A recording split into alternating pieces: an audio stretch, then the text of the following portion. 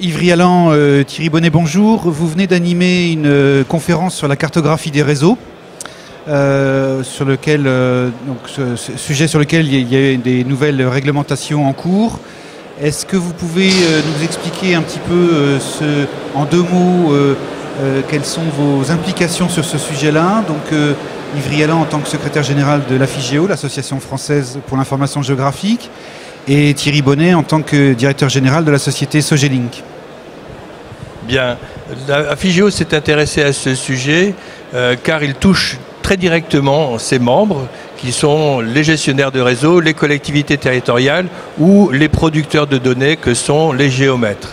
Donc tout naturellement, nous sommes intéressés à ce sujet et nous avons, avec l'appui du ministère, également travaillé dans le cadre de la commission géoréférencement de l'AFNOR.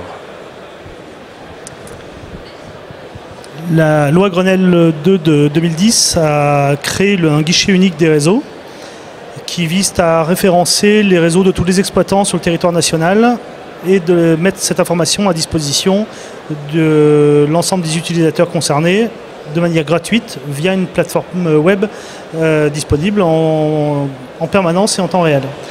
Sogelink a été choisi par l'INERIS, qui est l'opérateur pour le compte du ministère de l'écologie et du développement durable, pour développer et exploiter cette plateforme qui sera ouverte à partir du 1er avril 2012 à l'adresse www.réseau-et-canalisation.gouv.fr. Et donc pendant 5 ans, Sogelink sera chargé d'héberger et d'exploiter ce service public. D'accord. C'est une évolution très importante de la façon dont les acteurs, gestionnaires de réseau, collectivités territoriales, entreprises de travaux, travaillent entre eux sur ces sujets-là.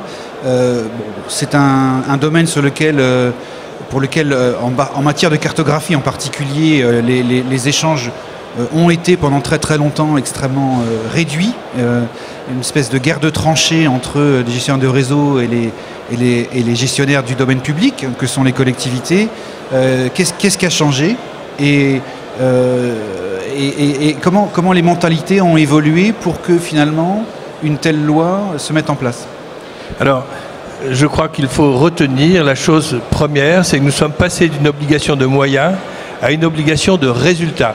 Ça veut dire que l'on replace chacun des acteurs face à ses responsabilités. De par ces textes, il y a de nouvelles relations qui s'établissent. Si on regarde du côté des gestionnaires de réseau, que je fréquente plus naturellement au sein de l'association, je peux dire qu'ils ont pris conscience, sans doute même avant les textes, de l'importance d'une cartographie de meilleure qualité, et donc ils ont entrepris ces efforts. Les textes qui sont demandés haussent peut-être encore le niveau qu'ils avaient souhaité réaliser, et ceci effectivement va les amener à devoir collaborer pour produire une partie de la donnée qu'ils partagent. Je pense notamment aux référentiels, ces fameux fonds, ces 200e corps de rue qu'ils vont devoir partager pour pouvoir repositionner leur réseau, à la fois collectivité et gestionnaire de réseau. Il y a là un chantier énorme. En fait, la loi de 2010 et son application très concrète, représentée par le guichet unique, donne un nouveau souffle à la réglementation et à la volonté de protéger les populations résidant à proximité des réseaux lorsque des travaux sont réalisés sur le domaine public. Le cadre réglementaire existait depuis 20 ans, avec un décret et un arrêté d'application, avec une application plus ou moins forte selon les différents types d'acteurs concernés, puisque le cadre réglementaire d'origine plaçait la collectivité mairie dans une position d'intermédiaire entre les exploitants d'une part et les maîtres d'ouvrage et les entreprises de travaux. Aujourd'hui, le nouveau cadre réglementaire tel qu'il se met en place progressivement dans le cadre de cette refonte a permis de repositionner le rôle de chacun, à dégager les responsabilités de ceux qui n'avaient pas grand-chose à faire dans le circuit d'échange d'informations et à donner une véritable, ça se traduit par une véritable volonté politique de faire en sorte que désormais la loi soit appliquée et qu'éventuellement ceux qui ne l'appliquent pas soient sanctionnés pour que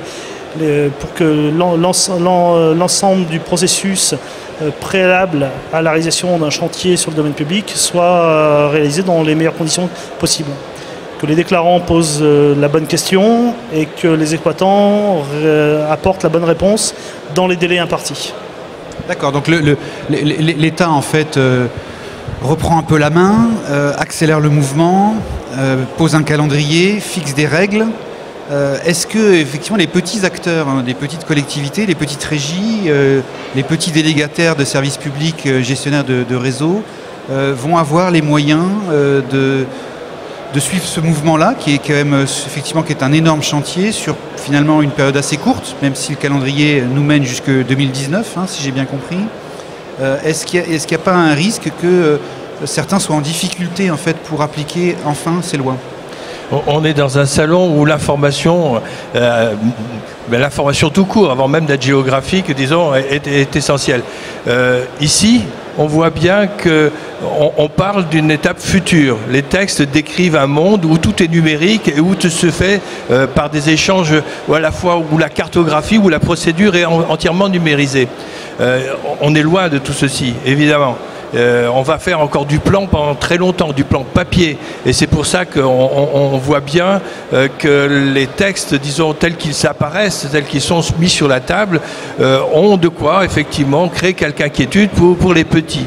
Les gros s'y préparent. Quand j'entends les gros, ce sont les EPCI, les regroupements de communes, les collectivités. Et les grands gestionnaires de réseau aussi. Tout à fait. Et les gestionnaires de réseau qui, eux, effectivement, ont entrepris de faire un effort considérable sur leur cartographie.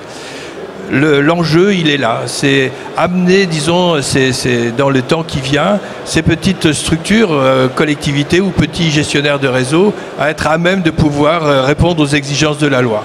Toutes ne le pourront certainement pas. Il y aura des palliatifs à trouver. Effectivement, l'État a repris la main par la force des choses parce que la réglementation intérieure était inadaptée ou en tout cas mal appliquée. La loi et le nouveau dispositif réglementaire qui se met en place est très ambitieux.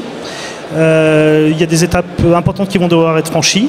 Certains exploitants de réseau, notamment les communes petites et moyennes, qui sont exploitantes d'un réseau d'eau potable, d'un réseau d'assainissement, d'un réseau d'éclairage public, vont devoir passer par les fourches caudines de la loi et déclarer leur réseau.